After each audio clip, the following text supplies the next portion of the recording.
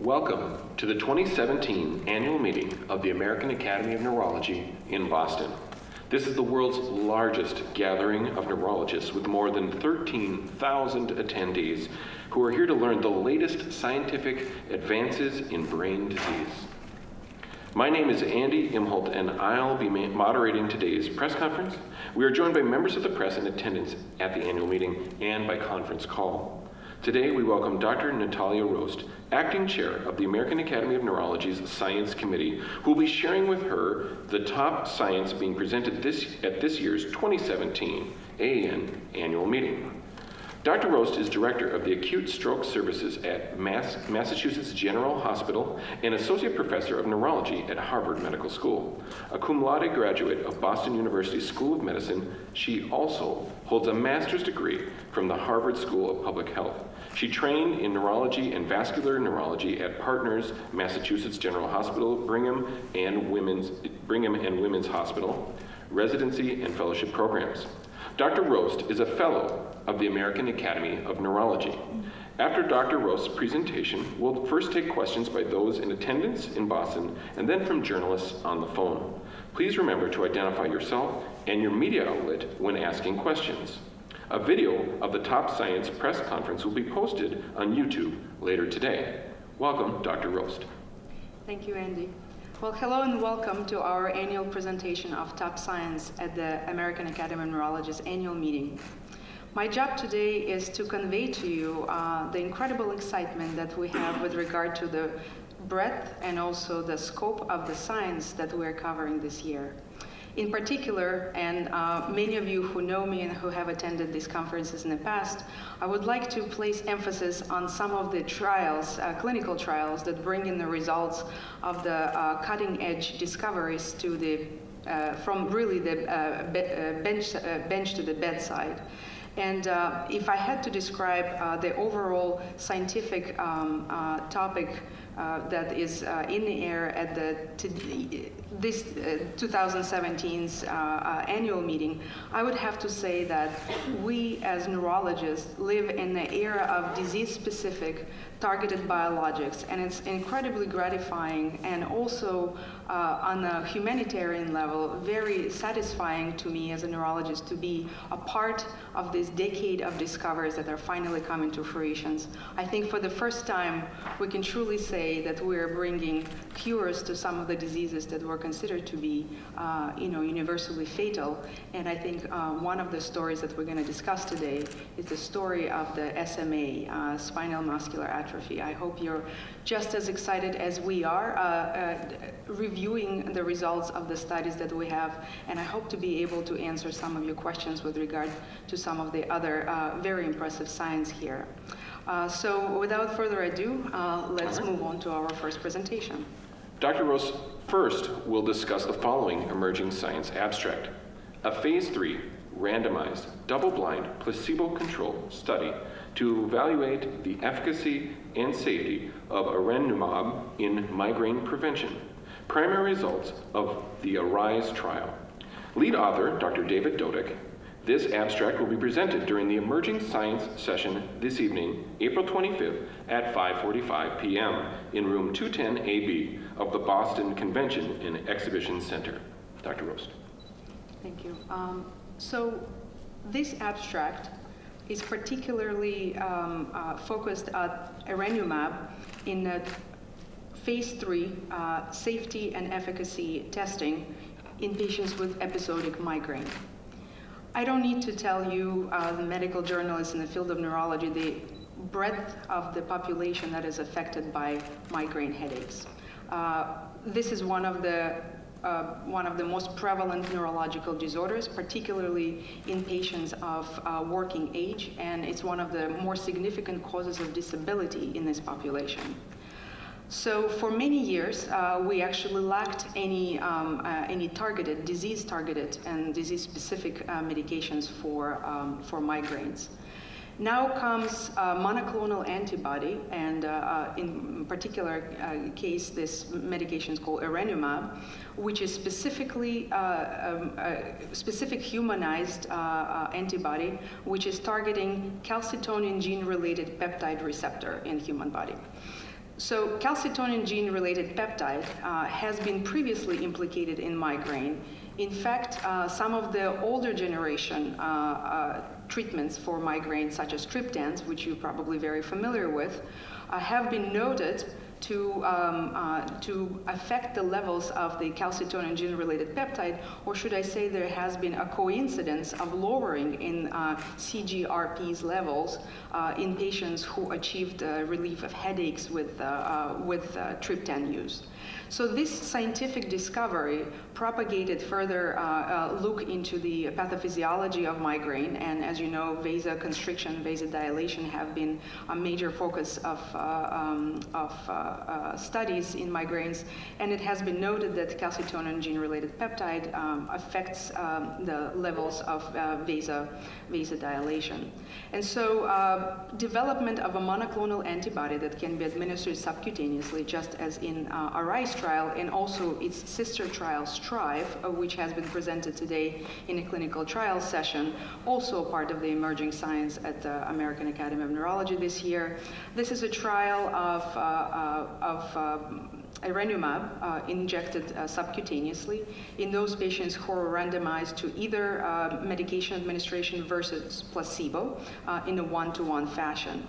The dosage of Erenumab in this particular study was 70 milligrams. There was no dose escalation or dose ranging as in other trials. Primary endpoint for ARISE was change in monthly migraine days, or as they call it, MMDs, from baseline to week 9 to 12.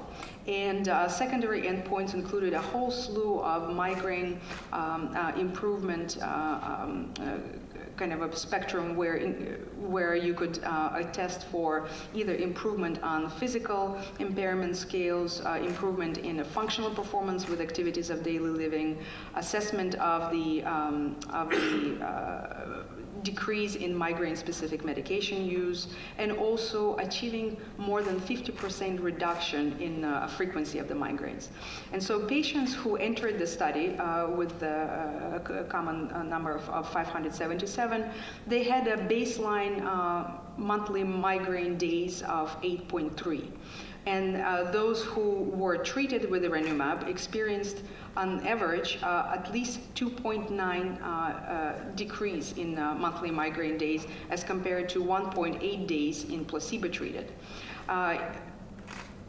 Consistently with that, more than 40% of patients who were treated with Erenumab actually experienced a reduction in their monthly migraine days by 50% or more, as compared to 30% in the placebo group. And then there's also been consistently increase in their functional and ADL activities, as well as decrease in migraine-specific medication use. So the conclusion of the study is that monthly administration of the Erenumab decreased migraine frequency, as long as decreased the use of migraine-specific medications and improved functional outcomes in patients compared to placebo use. Thank you, Dr. Rost. We will now open up questions for reporters in attendance at the annual meeting. They'll bring the microphone.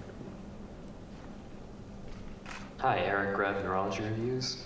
Could you please clarify the distinction between the ARISE and the Emerge trials? The Emerge was presented at the plenary session. The results seem to be similar. Yeah, so that was STRIVE, I think, trial? Strive and ARISE, yeah. So upon examination, it looks like these are two individually conducted sister trials. Both of them are randomized, double-blind, and placebo-controlled. Looking at the design of the STRIVE trial, it's the same biologic. And looking at the design of the trial, it looks like they have examined additional dosing within the STRIVE trial. There was 140 milligram dosing, and they have also looked at the very similar functional scales. So I think it's the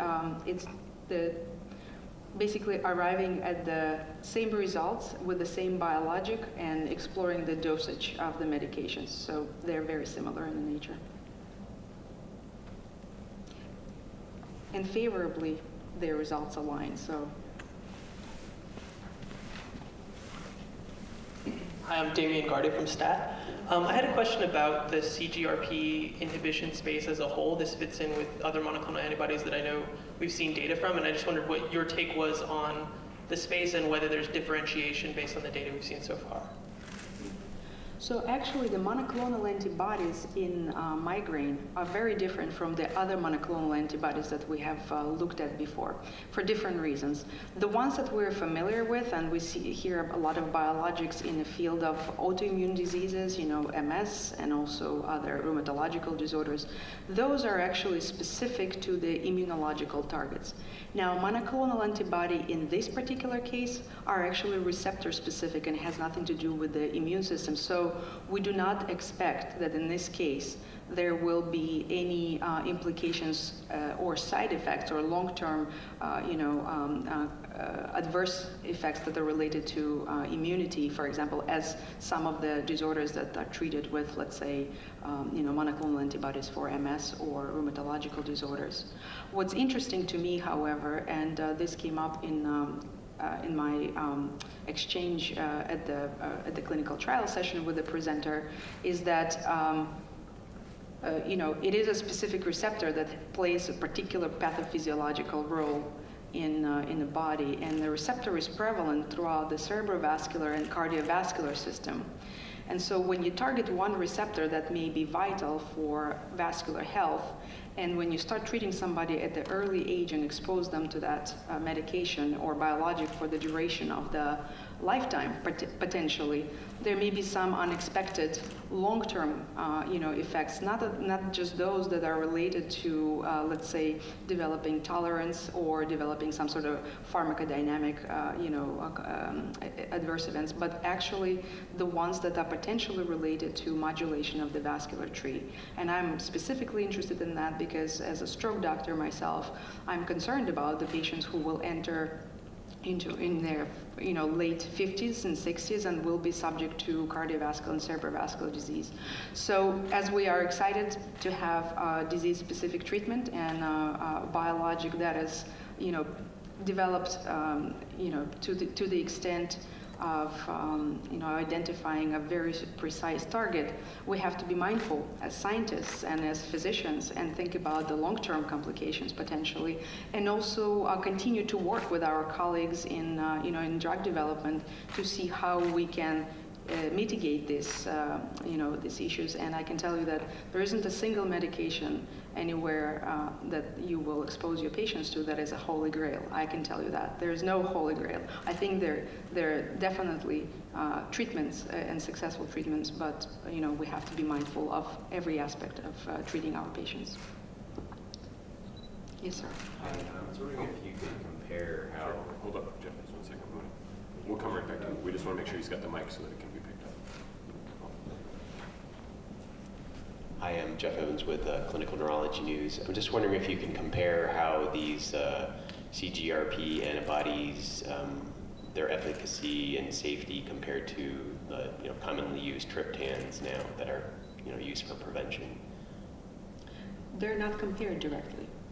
So there is, yeah, any implication or any kind of, you can infer, right? You can make inference from that, but there haven't been head-to-head trials, and I think we may not have those trials, just because I think that medications that's already been on the market will not be willing to enter into any direct head-to-head comparisons.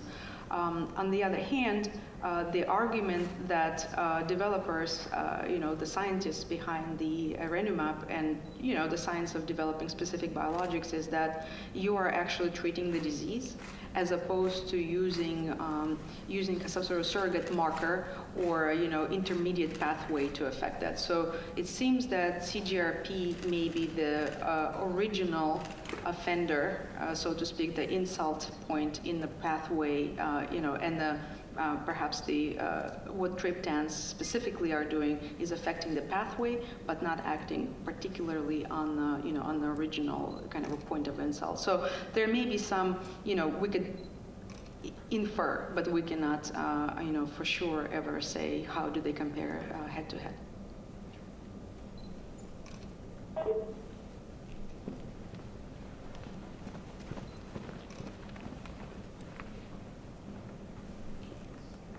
Hi, Tom Collins, Neurology Today. When you look at the MMD difference in the treatment group versus placebo, you're really talking about 1 MMD. Was there anything in the secondary analyses that where there was, a more kind of greater difference between those groups? And could you just comment on what the differences overall were in just quality of life, and if you're able to glean that from the information that you have between the treatment and placebo groups? You're pointing to a very, very relevant kind of analysis tool that we frequently use in assessing trials or scientific studies, looking at the relative versus absolute difference between the treatment groups, and also looking what's clinically versus statistically significant. So, there's a huge discussion in the field with regard to use of p-values, et cetera, in assessing the significance of the findings. In this case, I would say the other side of the, of the question is for patients who suffer from migraine, they may still say they would take 1 day less. But I agree that that it's a relative metric when you look at the at these differences. The conclusion is still standing that they're both statistically significant, and looking at the details of their assessment of the functional and also kind of migraine-free period that they're able to, the kind of disability level, it's still on the favorable side, and is also beneficial. So I would say that it still stands, even though none of the particular aspects of the functional assessment stands out as as a huge absolute difference. One final question, and then we'll move to the phone. Ed Sussman with MedPage Today. The discussion begs the question. These monoclonal antibodies are expensive drugs. How much, as a clinician, are you cognizant of the fact that these things are expensive? And is that part of your discussion with your patient? Is 1 less day of migraine worth $1,000 a dose? Yeah, it's absolutely relevant to what we do in clinic, and I think it's key that we stay focused on balancing out the cost versus efficiency or effectiveness. I think that this is the elephant in the room, as somebody brought it up, at yesterday's plenary session very eloquently. And I think that part of the education with regard to these cutting-edge advances, and we'll touch upon that as well in the SMA discussion. What are we going to do, and how are we going to advocate for our patients?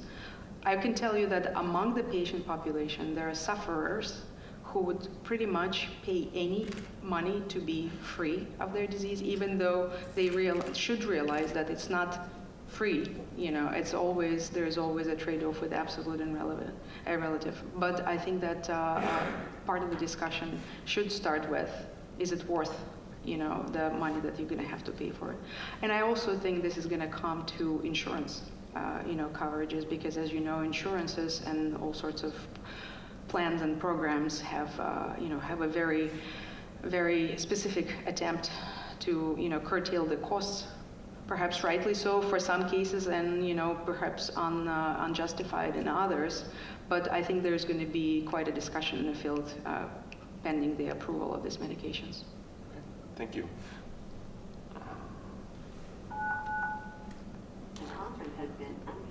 We'll now take any questions from those dialing in on conference call, if they have any.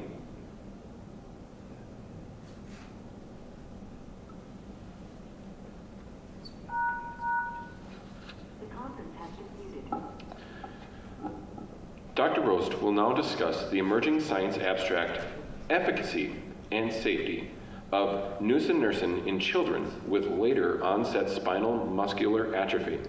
Interim results of the Phase 3 CHERISH study. Lead author, Dr. Richard Finkel. This abstract will be presented during the Emerging Science session today, April 25th, at 5:45 p.m. in room 210AB of the Boston Convention and Exhibition Center. So I picked this study specifically to underscore a number of points. One is to show and hopefully demonstrate through your outlets to our readers out there that there is a significant progress that has been made in a disease that has been previously considered incurable, and at least in children with a disease that's specific to a particular subtype, which I'll discuss in a second, it was actually fatal. So spinal muscular atrophy is a motor neuron disease. It's a disease that affects children of very young age. The most severe form of it is called SMA type 1, and that's the one that affects children that are newborns and before age of 6 months, and that's invariably fatal. There are two other subtypes of SMA, SMA 2 and 3, and 3 is considered to be the least severe, but still children never reach the motor and developmental milestones to live productive and fulfilling lives. SMA 1 is a genetic disorder. Type 1 is genetic disorder, and this disorder is related to dysfunction in a gene that produces protein that's called SMN. We have known, for those of you who attended a plenary session yesterday where the spectrum of SMA has been discussed, and kind of the times when we first defined the disorder, and then timeline, it's late 1800s, and the times when the first science with regard to genetic underpinnings of the disease came through, which was in the 80s, and then ultimately animal model was created, and then genetic work has been done. We are now in a second decade of concerted effort to find cures for SMA, and the cure seems to come, or at least an effective treatment, seems to come with a targeted medication or biologic that is in the category of antisense oligonucleotides.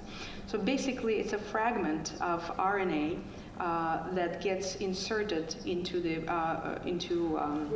transcript and alters the way the gene, SMN2 gene, gets produced, so that there is an increased production of that. And when that happens, it seems to be that there is a lasting effect of the increased gene production in neurons that are otherwise affected by the degenerative disorder. So in this particular study, which is one of the studies presented on nusinersen in our annual meeting, you have heard this morning, not this morning, but one of the plenaries, there's been a discussion of another study that's called ENDURE, and that's a study in infants with SMA1. And this one is particularly addressing children with later onset spinal muscular atrophy, because the argument exists is that the later you catch disease in the process, the less chance that you can potentially affect functional outcome. And so when the children are diagnosed early and introduced to this treatment early, there's evidence from the ENDURE study that demonstrated that they do better.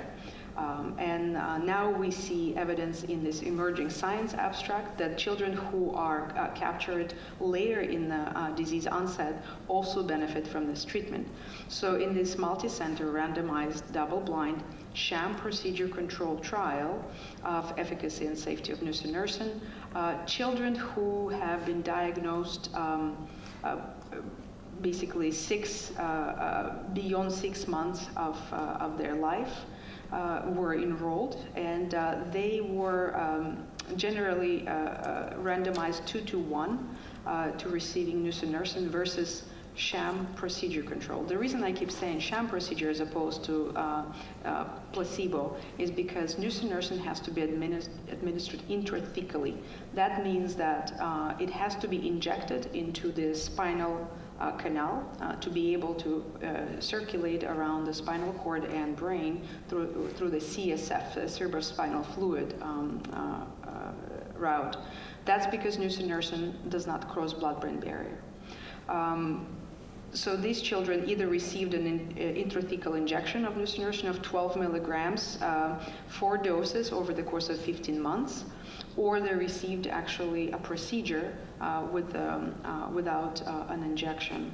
And the primary endpoint was change in the motor scale, which is specific for SMA, and it's called Hammersmith Functional Motor Scale, expanded version of that, at the month 15 of that. And then they were having a whole slew of secondary outcomes, including percent of children who improved more than 3 points in the scale, who improved in the use of their upper limb, etc. 126 children were enrolled, and as a result of the trial, we certainly had seen the improvement, both clinical and statistical, in the mean Hammersmith Functional Motor Score scale by 5.9 points, which my colleagues in neuromuscular clinics say this is quite significant. And there's also been 57% of children who improved at least at the 3 points and above, as compared to 20% of children who only got the sham procedure. And multiple children in the study, 17% as compared to 10 who received sham only, reached their World Health Organization motor milestones, and also improved the use of their upper limb. So considering that we're looking at the population that in many cases never able to walk, many a times never able to sit, and never able to maintain actually even their head in the appropriate upright posture, we're looking at the dramatic improvements, and we're hoping that this specific treatment will provide at least hope and a promise to the population of patients who otherwise had none. With regard to the safety, just to preempt a couple of questions, turned out to be fairly uneventful study, with the exception of some of the procedure-related events, such as sometimes we see patients experience post-LP headaches. There is some scarring that can occur, difficulty to enter the CSF space, etc. But overall, there were no drug-specific significant adverse events that they were concerned or that were different between the two groups. So we're entering a new era in SMA, and if you also were at the clinical trial session, there is a gene therapy trial that is in the very early stages. So I feel like the neuromuscular neurology is making a breakthrough, which was desperately needed. Excellent. We'll now take questions from those in attendance here in Boston.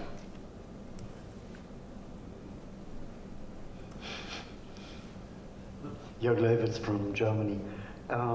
What's about life expectancy with these children? Be natural, and with this intervention, are there any expectations or data?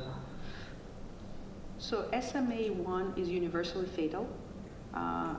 These are the children who do not survive beyond sometimes even the first 6 months because they are not able to nurse, they're not able to clear secretions, they require artificial feeding, they're never able to move.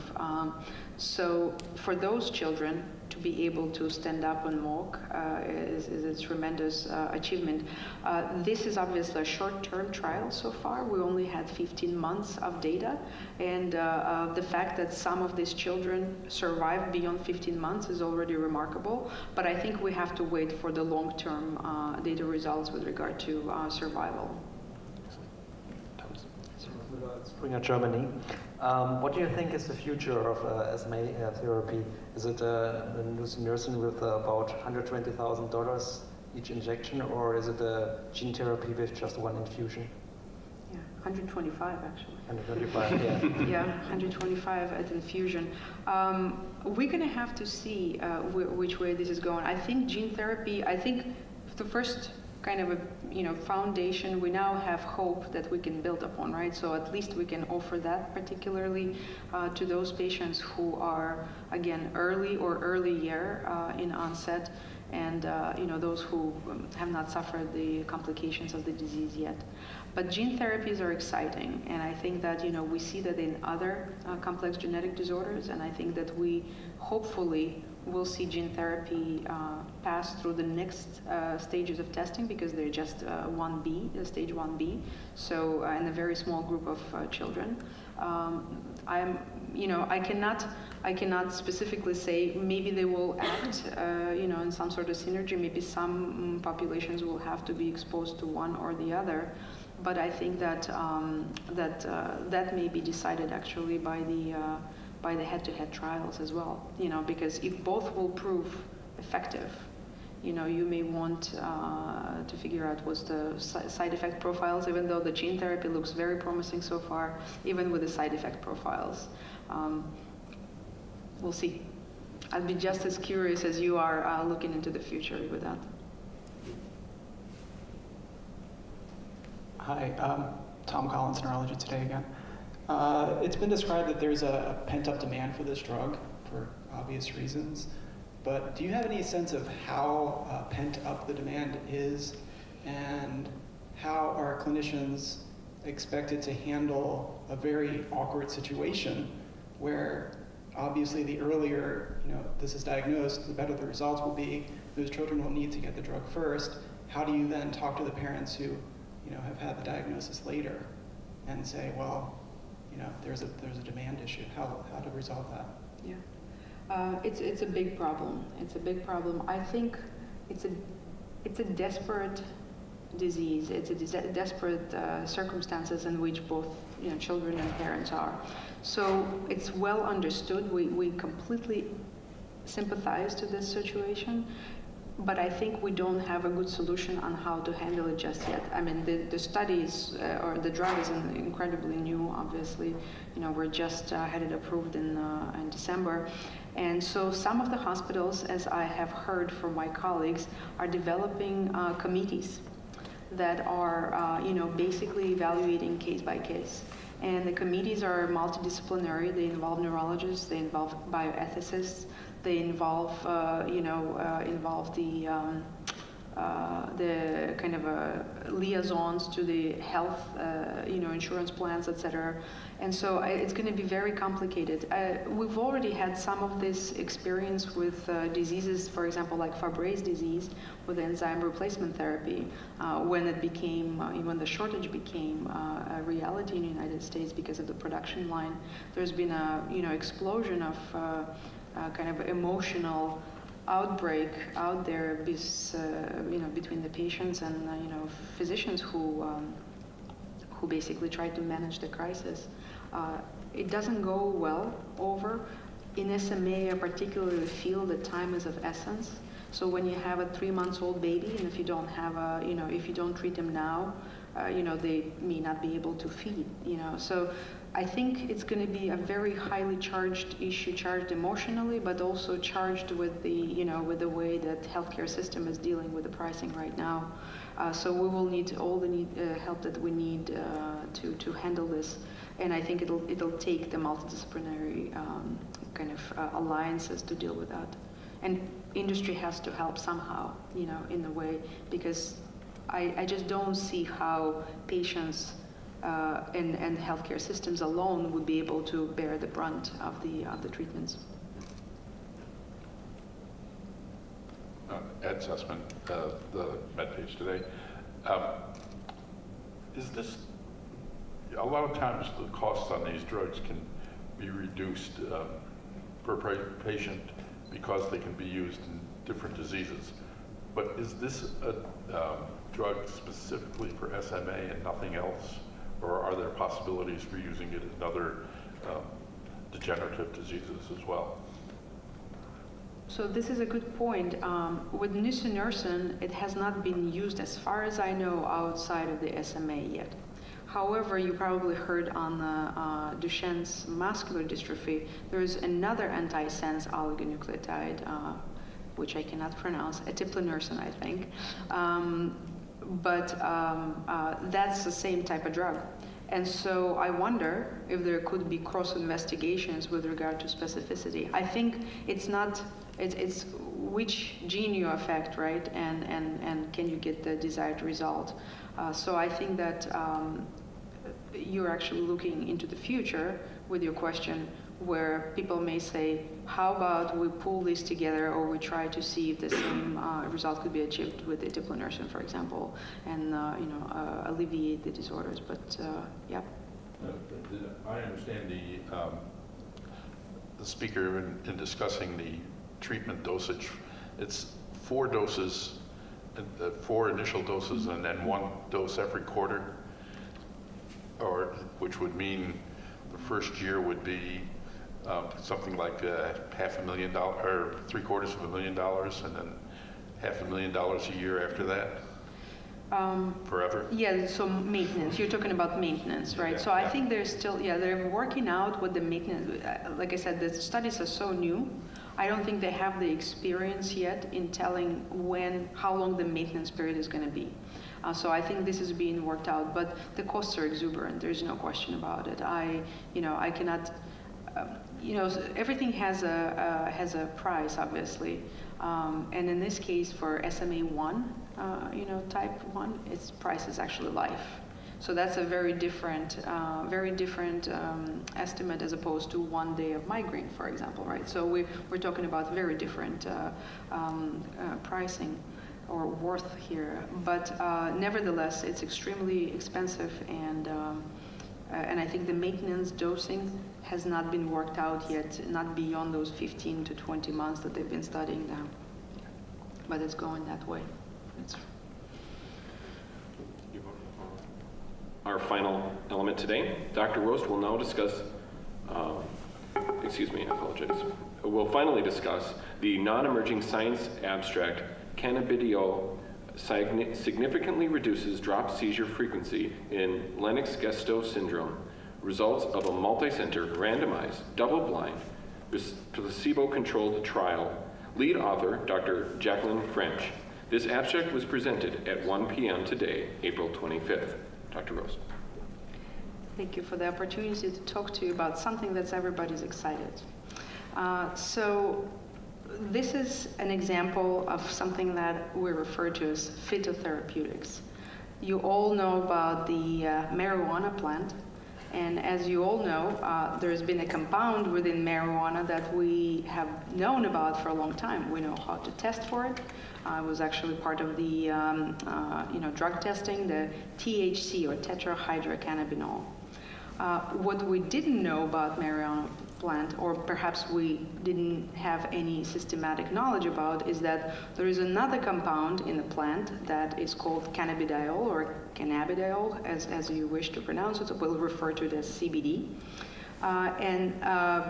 There was a lore, so to speak, of cannabis use in seizure prophylaxis or seizure treatment, but it has not been explored until more recently, when the GW Research Pharmaceuticals actually decided to extract and compound the CBD as part of their oral solution. And now CBD solution has been used in at least 3 different trials, and actually maybe 4, I should say. One of them is more of a dose finding, but in 4, and specifically in rare complex epilepsy syndromes. There is a group of seizure disorders that begin early in infancy and quickly become one of the most severe and disabling forms of epilepsy. Among those are 2 that we know very well and frequently diagnosed in children. One is Lennox-Gastaut syndrome, and the other one is Dravet syndrome. Dr. Helen Cross has presented the results of cannabidiol use in Dravet syndrome today in clinical trial session.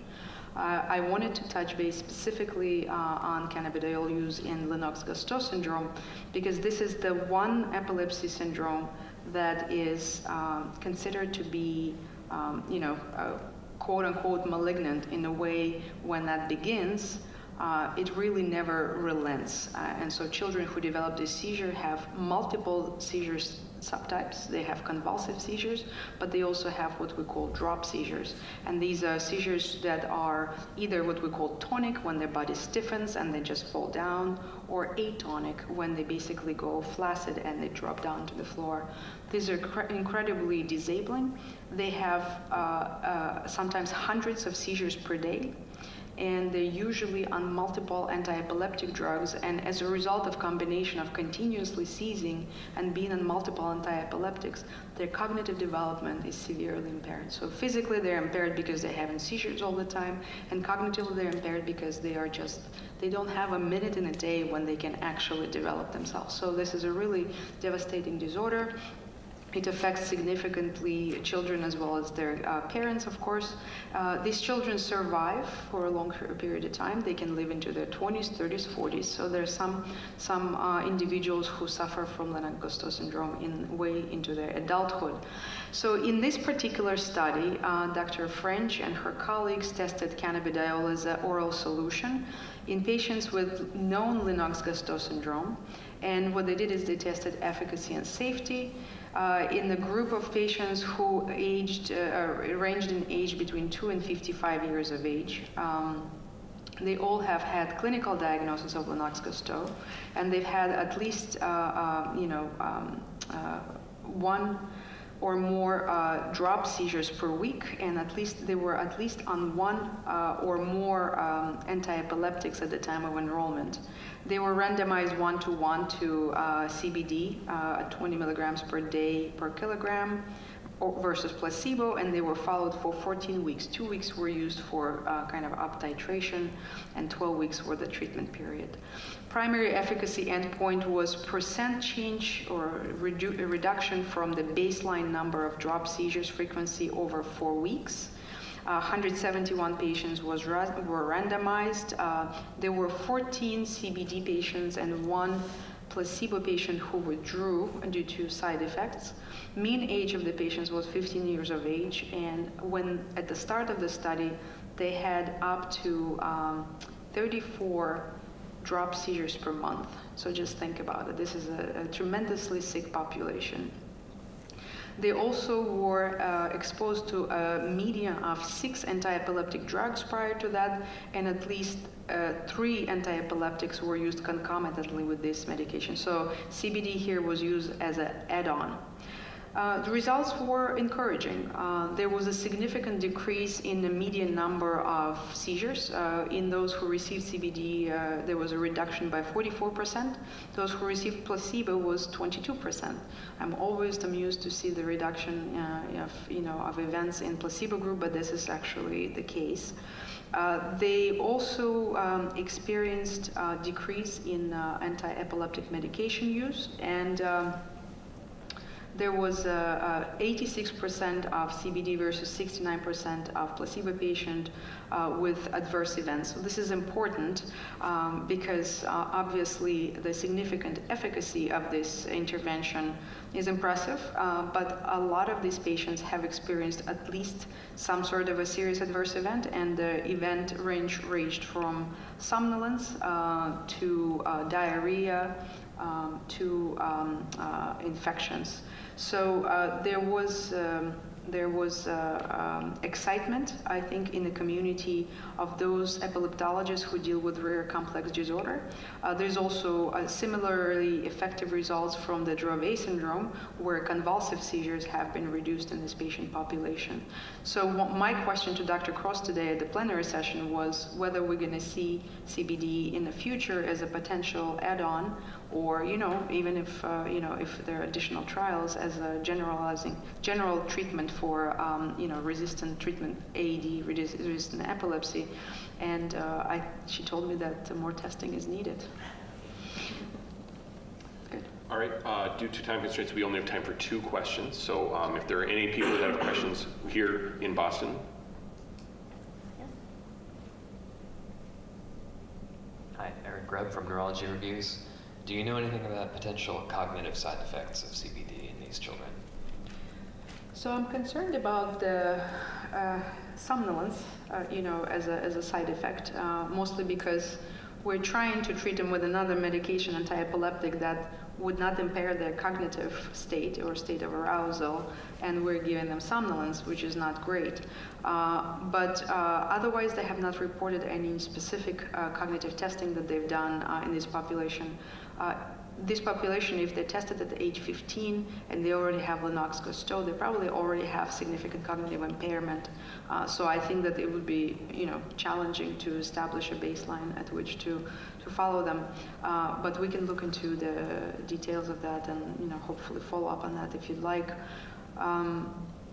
As opposed to THC, however, the claim is, and this is, I don't know if you were at the clinical trials, this another thing that I was trying to press for is underlying mechanism of action. But as opposed to THC, CBD is supposed to be much less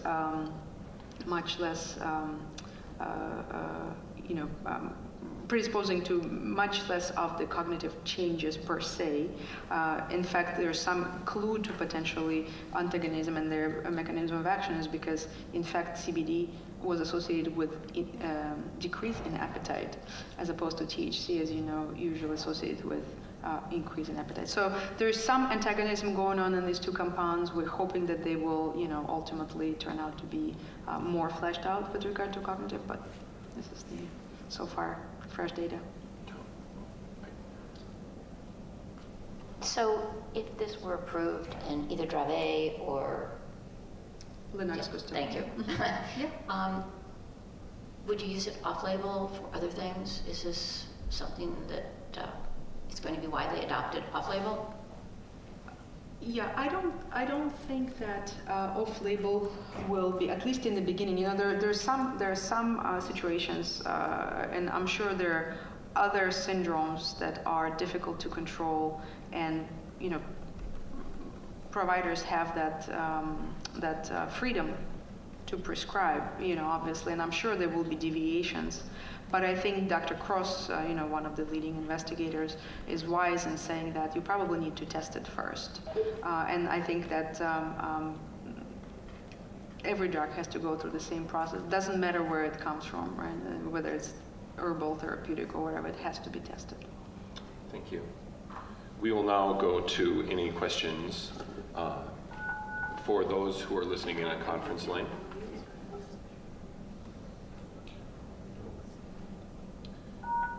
Hearing none. Thank you to Dr. Rost, and on behalf of the American Academy of Neurology, I'd like to thank Dr. Rost and the members of the media for attending. For more information about science being presented here at the AAN 69th Annual Meeting, please visit AAN.com. That's AAN.com. Thank you.